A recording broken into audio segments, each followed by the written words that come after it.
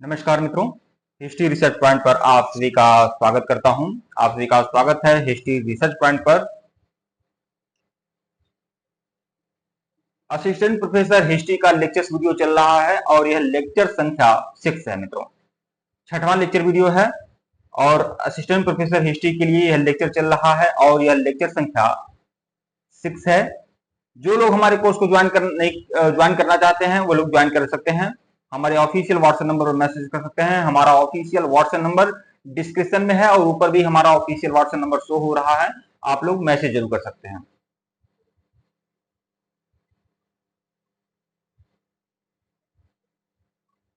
ठीक है, आइए। Haryana assistant professor, Rajasthan assistant professor, Chhattisgarh assistant professor, Madhya Pradesh assistant professor, Uttar Pradesh उच्चतर शिक्षा सेवा आयोग के द्वारा जो असिस्टेंट प्रोफेसर की भर्ती होती है, सबका यह कंबाइंड कोर्स है। और यह जो कोर्स है इसकी फीस जो है 2199 रुपया है। 2199 रुपया है। आप लोग कोर्स को ज्वाइन कर सकते हैं। पूरा का पूरा hand written notes, PPT notes, lectures video, test series सब कुछ आप लोग को प्रोवाइड कराया जाएगा। तो जो लोग हमारे कोर्स को ज्वाइन करना चाहते हैं ज्वाइन कर सकते हैं। हमारे ऑफिशियल व्हाट्सएप नंबर पर मैसेज कर सकते हैं। आइए शुरुआत करते हैं। आज का जो टॉपिक है वह है 16 संस्कार। 16 संस्कार से संबंधित यह टॉपिक है। आप जानते हैं कि हिंदू धर्म में, सनातन धर्म में 16 संस्कार होते हैं। मतलब गर्भाधान से लेकर अंत्येष्टि संस्कार तक कुल 16 संस्कार सनातन धर्म में होते हैं। तो इन 16 संस्कार को देखेंगे हम। 8 संस्कार करके, मतलब 8 संस्कार करके मैं 2 वीडियो बनाऊंगा। यह छठवां लेक्चर वीडियो है। आइए शुरुआत करते हैं। टेलीग्राम आप सभी लोग ज्वाइन कर लीजिएगा, लिंक डिस्क्रिप्शन में है टेलीग्राम का। और सभी लोग, जो लोग हमारे कोर्स को ज्वाइन करना चाहते हैं असिस्टेंट प्रोफेसर हिस्ट्री के लिए, कोर्स को ज्वाइन कर सकते हैं। केवल 2199 रुपए का कोर्स है मित्रों। इसमें आप लोग को hand written notes, PPT notes, lecture video, test series सब कुछ आप लोग को मिलेगा। ठीक है, 2199 रुपए का कोर्स है, आप लोग ज्वाइन कर सकते हैं। 16 संस्कार हिंदू धर्म में। और एक बात और कहना चाहूंगा, आप सभी लोग हमारा एप्लीकेशन डाउनलोड कर लीजिए। हमारा जो एप्लीकेशन है उसका लिंक डिस्क्रिप्शन में दिया गया है। आप सभी लोग एप्लीकेशन को डाउनलोड कर सकते हैं। हिस्ट्री रिसर्च पॉइंट का एप्लीकेशन डिस्क्रिप्शन में दिया गया है, उसका लिंक। ठीक है। हिंदू धर्म में जन्म से मृत्यु तक व्यक्ति के लिए 16 संस्कार होते हैं। मैंने कहा ना कि जन्म लेने से पूर्व भी आपके 3 संस्कार होते हैं, गर्भाधान, पुष्पन और सीमांतोनयन संस्कार। यह जन्म से पूर्व होते हैं 3 संस्कार। ठीक है, और इस तरह से 16 संस्कार होते हैं। तो हिंदू धर्म में जन्म से मृत्यु तक व्यक्ति के लिए 16 संस्कार होते हैं। इन संस्कारों का उद्देश्य व्यक्ति का आध्यात्मिक विकास करना, सामाजिक आदर्शों का पालन करना, उन्नति सुनिश्चित करना होता है। ठीक है, इन संस्कारों को संस्कारों न्योन्य या संस्कृतियां भी कहा जाता है। मतलब इससे आदमी क्या सीखता है, इससे भावी जीवन में जो गतिविधि होती है उसे सीखता है। ठीक है,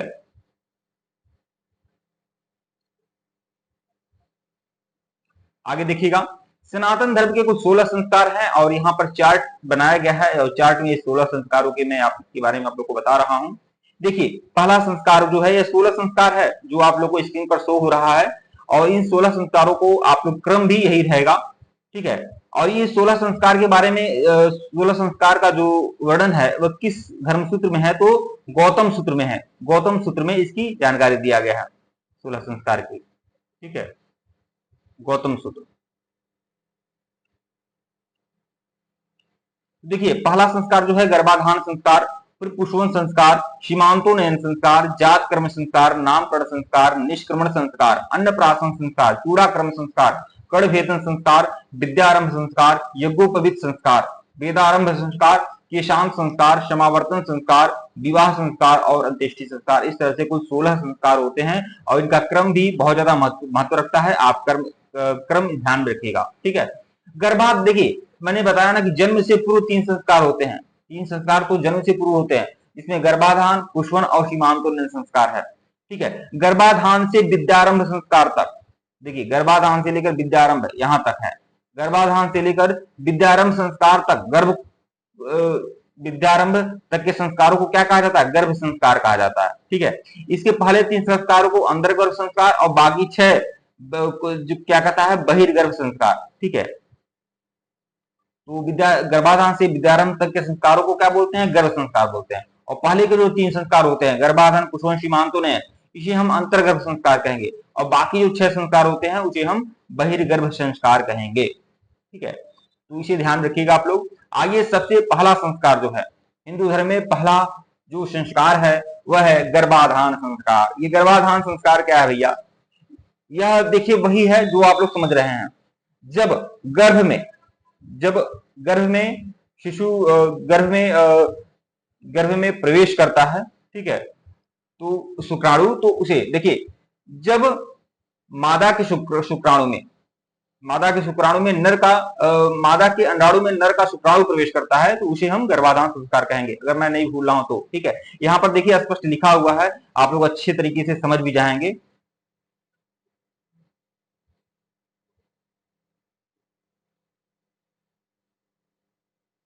यहां पर देखिएगा, देखिए, माता पिता के रज एवं वीर्य के संयोग से संतान उत्पत्ति होती है। यह संयोग ही गर्भाधान संस्कार कहलाता है। स्त्री और पुरुष के शारीरिक मिलन को गर्भाधान संस्कार कहा जाता है। मतलब स्त्री और पुरुष का शारीरिक मिलन जिस समय हो रहा है, वह जो पहला मिलन जो हो रहा है जिससे शिशु का जन्म होगा, उस गतिविधि को ही संस्कार कहते हैं, उस गतिविधि को ही गर्भाधान संस्कार कहेंगे। जब स्त्री पुरुष का शारीरिक मिलन होगा संतानोत्पत्ति के लिए, ठीक है, उसे ही हम गर्भाधान संस्कार कहते हैं।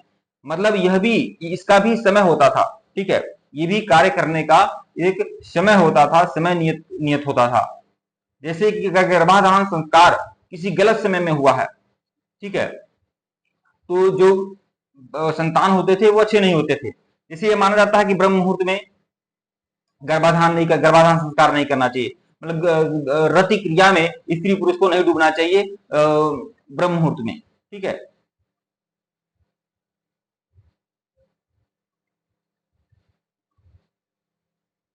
जैसे 3 काल होते हैं आपके, रुद्रकाल, गंधर्व काल, राक्षस काल और उसके बाद ब्रह्म काल, ऐसे कहा जाता है। तो गंधर्व काल में ही मतलब स्त्री पुरुष का शारीरिक मिलन होना चाहिए, यह नियत है। देखिए महर्षि चरक ने इसके बारे में क्या कहा है, चरक संहिता में महर्षि चरक ने क्या कहा है कि देखिए गर्भाधान संस्कार तब हो जब स्त्री पुरुष का मन क्या हो, एकदम प्रसन्न हो और उत्तम भोजन प्राप्त कर रहे हो। उस समय में उस अवधि में गर्भाधान संस्कार होना चाहिए, गर्भ धारण करना चाहिए। और गर्भ धारण करने के बाद भी स्त्री और पुरुष को उत्तम भोजन करना चाहिए, उन्हें प्रसन्नचित रहना चाहिए, उनका स्वास्थ्य अच्छा होना चाहिए, उनका मनोबल उत्साह बढ़ा रहना चाहिए। तो देखिए महर्षि चरक ने कहा है कि मन का प्रसन्न होना और पुष्ट रहना गर्भ धारण के लिए आवश्यक है, ठीक है। अगर स्त्री किसी चिंता में, शोक में डूबी रहेगी तो उसके गर्भ के लिए या उसके लिए हितदायी नहीं होगा। इसलिए स्त्री पुरुष को हमेशा उत्तम भोजन करना चाहिए और सदा प्रसन्नचित रहना चाहिए, ठीक है। तो पहला संस्कार आपका गर्भधान संस्कार है। दूसरा जो संस्कार है वह है पुंसवन संस्कार, और यह भी उस समय में होता है जब बालक या बालिका, जब शिशु जो है वह गर्भ में रहता है, तभी यह संस्कार होता है, पुंसवन संस्कार। लेकिन यह कब होता है? यह आपके जन्म के किस माह में होता है? जन्म के आपके दूसरे माह में, ठीक है। जन्म के आपके 3 महीने बाद यह किया जाता है पुंसवन संस्कार। तो देखिए गर्भवती की रक्षा के लिए, जो गर्भवती स्त्री होती है उसको अनिष्ट शक्तियों से रक्षा के लिए यह संस्कार होता है, पुंसवन संस्कार, ठीक है। और आमतौर पर पुंसवन संस्कार पुत्र प्राप्ति के लिए भी होता है। तो 16 संस्कारों में दूसरे नंबर पर आएगा पुंसवन संस्कार। तो देखिए गर्भवती महिलाओं के लिए, मैं थोड़ा सा चेंज कर दे रहा हूं भाई, देखिए गर्भवती महिलाओं के लिए किया जाने वाला यह एक संस्कार है। यह संस्कार 16 संस्कारों में दूसरे नंबर पर आता है। इस संस्कार को गर्भवती महिला के गर्भ धारण करने के 3 महीने बाद किया जाता है। मतलब 3 महीने बाद हो जाता है, 3 महीने बाद किया जाता है। इस समय गर्भ में पल रहे शिशु के मस्तिष्क का विकास होना शुरू हो जाता है। मतलब गर्भ में पल रहे जो शिशु होता है उसके मस्तिष्क का विकास होता है 3 महीने में, ठीक है। इसीलिए 3 महीने में पुंसवन संस्कार किया जाता है। और यह भी माना जाता है कि 3 महीने बाद, मतलब 3 महीने यानी चौथा महीना जब शुरुआत होता है, 3 महीना बीत जाता है, तब गर्भ में जो भी शिशु पल रहा है वह लड़का होगा या लड़की होगा, स्त्री होगा या पुरुष होगा, यह नियत करने का समय होता है, ठीक है। उस समय वह स्त्री और पुरुष, मतलब पहले नहीं, ऐसा नहीं कि पहले या दूसरे महीने कुछ होता है। इसीलिए जो लोग लिंग जांच करते हैं या करवाते हैं, हालांकि वह इलीगल है, ठीक है, वह परीक्षण करना इलीगल है, लेकिन वह भी जांच अगर होता है तो तीसरे या चौथे माह ही होता है, तीसरे माह के बाद ही होता है, ठीक है। क्योंकि उस समय बालक का, उसमें जो शिशु होता है उसके मस्तिष्क का विकास होता है, और वह जो समय होगा तीसरा से चौथा महीना जो होता है वह मतलब पुत्र या पुत्री के निर्धारण का अवधि रहता है, ठीक है। इसीलिए पुंसवन संस्कार पुत्र प्राप्ति की कामना के लिए भी तीसरे माह, 3 महीने बाद किया जाता है, तीसरे या चौथे माह किया जाता है, पुत्र प्राप्ति की कामना के लिए, ठीक है। अब हम देखेंगे तीसरा जो संस्कार है वह क्या है। वह जो तीसरा संस्कार है वह सीमांतोन्नयन संस्कार है। सीमांतोन्नयन संस्कार यह तीसरा संस्कार है। तो सीमांतोन्नयन संस्कार कब होगा? तो सीमांतोन्नयन संस्कार जो होगा गर्भ के चौथे, छठवें और आठवें महीने में। चौथे महीने में भी हो सकता है, छठवें में भी हो सकता है और आठवें महीने में भी सीमांतोन्नयन संस्कार हो सकता है। तो देखिए कुशवन संस्कार में तो बालिका के मस्तिष्क का विकास होता है और पुत्र प्राप्ति के लिए यह कुशवन संस्कार होता है। सीमांतोन्नयन संस्कार वह होता है जब बच्चा सीखने के पूरी तरह से काबिल हो जाता है। मस्तिष्क का विकास तो कुशवन संस्कार में हो जाता है और बच्चा सीखना जो शुरू कर रहा है ना, वह सीमांतोन्नयन संस्कार में शुरू कर रहा है। इसीलिए अगर कोई गर्भवती स्त्री होती है तो उसको हमेशा यह सलाह दिया जाता है बड़े बुजुर्गों के द्वारा कि वह अच्छा व्यवहार करे, ठीक है, अच्छा खाए पिए, अच्छा व्यवहार करे, धार्मिक कार्य करे, जो भी कुछ समाज और देश के लिए अच्छा है वह सब कुछ वह कार्य करे, ठीक है। और यही होता है, सीमांतोन्नयन संस्कार संपन्न हो चुका था, ठीक है। मैं किसकी बात कर रहा हूं? मैं अर्जुन और द्रौपदी की बात कर रहा हूं। महाभारत काल की अर्जुन और द्रौपदी की बात कर रहा हूं। द्रौपदी ने अपने केस को धो लिया था और सीमांतोन्नयन संस्कार उसका हो चुका था, ठीक है, सीमांतोन्नयन संस्कार हो चुका था और उस समय गर्भ में पल रहा था अभिमन्यु। और उसी समय में क्या बोलते हैं, उसी समय में क्या होता है कि अर्जुन द्रौपदी को चक्रव्यूह रचना की कहानी बताते हैं, चक्रव्यूह रचना करना सिखाते हैं, बताते हैं, ठीक है। और उसमें अभिमन्यु गर्भ में सीखता है, ठीक है। तो यही होता है, इसलिए कहा जाता है कि गर्भ में जो भी बच्चा होता है, अगर आप जैसा भी आचरण करेंगे वैसा गर्भ में पल रहा बच्चा भी वही आचरण करेगा, ठीक है। तो सीमांतोन्नयन संस्कार जो होगा चौथे और छठवें और आठवें महीने होता है। इस समय गर्भ में पल रहा बच्चा सीखने के काबिल हो जाता है, ठीक है। इसमें अच्छे गुण, स्वभाव और कर्म का ज्ञान हो जाता है। इसके लिए उसी प्रकार उसकी माँ को उसी प्रकार आचार विचार रहन सहन व्यवहार करती है, ठीक है। इस दौरान शांत और प्रश्नचित रहकर माता को अध्ययन करना चाहिए, ठीक है। तो यह सीमांतोन्नयन संस्कार हुआ। अब आगे देखिएगा, आगे जो संस्कार है वह है जात कर्म संस्कार। जात कर्म संस्कार, ठीक है। बालक का जन्म होते ही जात कर्म संस्कार को करने से शिशु के कई प्रकार के दोष दूर होते हैं। जात कर्म संस्कार होता है बालक के जन्म लेने के कुछ दिन बाद होता है। इसके में जात कर्म संस्कार में क्या होता है, बालक को शहद या घी चटाया जाता है, शहद और घी चटाया जाता है। साथ ही वैदिक मंत्रों का उच्चारण किया जाता है ताकि बच्चा स्वस्थ एवं दीर्घायु हो। वह क्या होता है, जात कर्म संस्कार होता है, ठीक है। फिर आपके संस्कार होते हैं नामकरण संस्कार। नामकरण संस्कार होता है, नामकरण संस्कार क्या है भैया, यह शिशु के जन्म के 11वें दिन, आमतौर पर कभी 11वें दिन कभी 12वें दिन, अलग अलग जगहों पर अलग अलग लोगों का अलग अलग, जैसे कि अलग अलग जगह पर जैसा भी नियम है, किसी परिवार में किसी के कुल में या किसी क्षेत्र में उस आधार पर लोग निर्धारित करते हैं।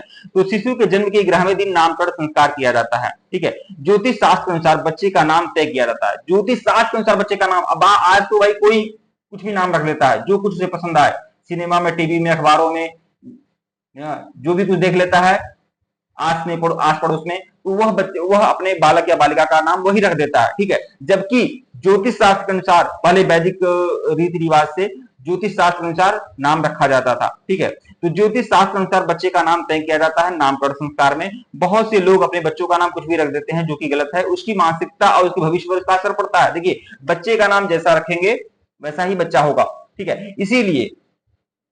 इसीलिए नामकरण संस्कार संपन्न कराया जाता है कि ज्योतिष शास्त्र के अनुसार जो नाम सार्थक हो वही नाम रखा जाए।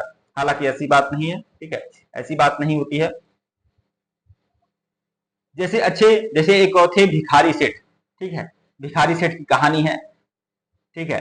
तो नाम था भिखारी लेकिन क्या थे, सेठ थे, ठीक है। तो नाम का कोई बहुत मतलब नहीं है, लेकिन तभी अपने हिसाब से अपने बच्चों के लिए सार्थक जो कदम होता है वो उठाना चाहिए, ठीक है।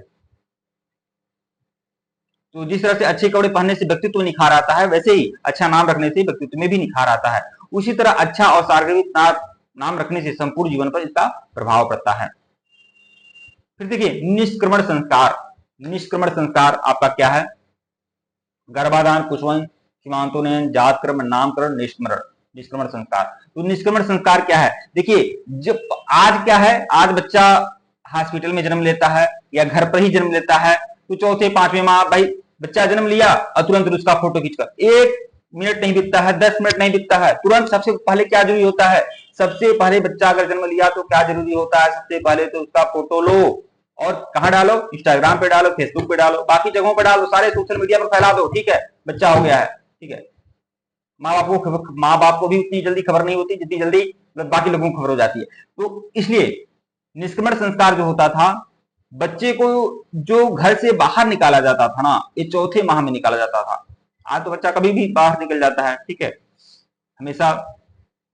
तो निष्क्रमण संस्कार जो होता है, जन्म के चौथे माह में निष्क्रमण संस्कार कराया जाता है। तो निष्क्रमण संस्कार का भी अपना नियम होता है। निष्क्रमण संस्कार में बालक को, अगर जो बालक है उसको घर से बाहर चौथे माह में निकाला जाता था। और उसे कौन निकालता था? या तो उसका मामा निकालता था या तो उसके पिताजी निकालते थे, ठीक है। तो देखिए, इसके बाद जन्म के चौथे माह में निष्क्रमण संस्कार किया जाता है। निष्क्रमण का अर्थ होता है बाहर निकालना। हमारा शरीर पृथ्वी, जल, अग्नि, वायु और आकाश आदि से बना हुआ है, जिन्हें पंचभूत कहा जाता है। इसलिए पिता इन देवताओं से बच्चे के कल्याण की प्रार्थना करते हैं, साथ ही कामना करते हैं कि शिशु दीर्घायु रहे और स्वस्थ रहे, ठीक है। फिर देखिए अन्नप्राशन संस्कार। अन्नप्राशन संस्कार का मतलब बालक को सबसे पहले अन्न खिलाना। सबसे पहले, ऐसा बात नहीं कि बच्चा जन्म लेता है तुरंत थोड़ी अन्न खाने लगता है, अनाज तुरंत नहीं खाता है, ठीक है। बहुत दिनों तक, 6 महीने तक तो वह दूध ही पीता है, फिर धीरे धीरे बहुत सारा, धीरे धीरे सब बहुत सारी चीजें खाता है। तो बालक जब पहली बार भोजन करता है, पहली बार चावल या आटा जो भी कुछ है वह खाता है ना, उसे ही अन्नप्राशन संस्कार कहते हैं। तो हमें यह ध्यान देना चाहिए कि हमारा बालक सबसे पहले अनाज जिस मुहूर्त में खा रहा है, अनाज खा रहा है, वो क्या वो अच्छा मुहूर्त है, ठीक है, वो किस समय अनाज ग्रहण कर रहा है। तो इसका भी वैदिक रीति रिवाज में इसका भी पालन किया जाता था। यह भी एक संस्कार होते थे, ठीक है। तो अन्नप्राशन संस्कार बच्चे के दांत निकलने के समय, जब बच्चे का दांत निकलता है, अब किसी बच्चे का दांत ये होता है कि 5 महीने में, 6 महीने में, 7 महीने में, 8 महीने में, ऐसे ऐसे बच्चे के दांत निकलते हैं, ठीक है। तो बच्चे का जब दांत निकल जाता है तो तब वह अन्न ग्रहण कर सकता है। तो आमतौर पर मान लीजिए 6 से 7 महीने में बच्चे के दांत निकल जाते हैं। इस संस्कार, और 6-7 महीने में यह संस्कार संपन्न कराया जाता है। बच्चे को कुछ मीठा भोजन कराया जाता है। प्रारंभ में उत्तम प्रकार के अन्न भोजन जैसे खीर, खिचड़ी, भात आदि दिया जाता है बच्चे को, ताकि बच्चे बहुत ही चाव के साथ खाएं, ठीक है। चूड़ाकर्म संस्कार। चूड़ाकर्म संस्कार का मतलब क्या? ये बाल काटने से मतलब है, ठीक है। पहली बार जब गर्भ का बाल हटाया जाता है तो उसे चूड़ाकर्म संस्कार कहेंगे। लाइन पे रहिएगा।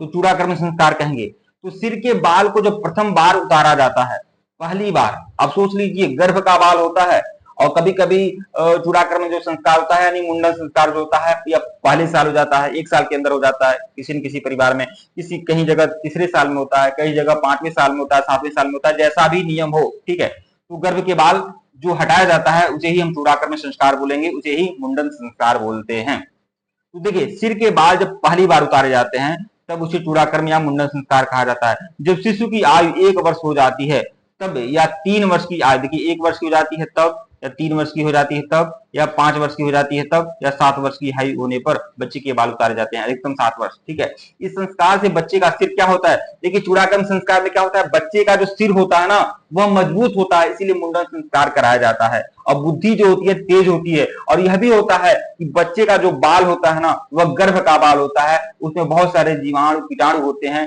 इसलिए चूड़ाकर्म संस्कार के द्वारा उन केसों को, उन बालों को हटाया जाता है ताकि बच्चा भी स्वस्थ रहे, सुरक्षित रहे, ठीक है। इसलिए भी चूड़ाकर्म संस्कार कराए जाते हैं। तो कुल 16 संस्कारों में हम लोगों ने 8 संस्कार देख लिए हैं। अब बाकी 8 संस्कार बाकी वीडियो में देखेंगे, ठीक है मित्रों। वीडियो को लाइक और चैनल को सब्सक्राइब करेगा, टेलीग्राम को बिल्कुल ज्वाइन करेगा, लिंक डिस्क्रिप्शन दिया गया है। अगर इसके पहले का वीडियो नहीं देखे हैं तो प्लेलिस्ट में जाइएगा, असिस्टेंट प्रोफेसर हिस्ट्री लेक्चर्स के नाम से प्लेलिस्ट बनी हुई है, जाकर देखिएगा। हमारा ऑफिशियल व्हाट्सएप नंबर डिस्क्रिप्शन में दिया गया है, यहाँ पर भी हमारा ऑफिशियल व्हाट्सएप नंबर को हो रहा है 8318397276। हमारे ऑफिशियल व्हाट्सएप नंबर मैसेज कर सकते हैं। 2199 रुपए का कंप्लीट कोर्स है, पूरा हैंड रिटेन नोट्स, पूरा PPT notes, lectures, video, test series सब कुछ दूंगा। ऑनलाइन और ऑफलाइन सारी की सारी टेस्ट सीरीज भी आप लोग को उपलब्ध मिलेगी। हमारा एप्लीकेशन जो है हिस्ट्री रिसर्च पॉइंट का, वो इसका लिंक डिस्क्रिप्शन में दिया गया है। आप हिस्ट्री रिसर्च पॉइंट को डाउनलोड कर लीजिए और वहां पर टेस्ट भी दिए हुए हैं, उस टेस्ट को भी आप लोग फॉलो करिए, ठीक है। धन्यवाद आप लोग को। ऑनलाइन टेस्ट देना चाहते हैं तो उसकी टेस्ट सीरीज का लिंक डिस्क्रिप्शन में दिया गया है एप्लीकेशन का, आप उसे भी देखिए। धन्यवाद आप लोग को।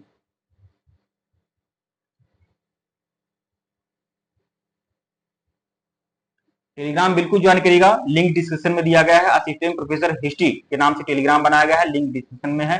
धन्यवाद।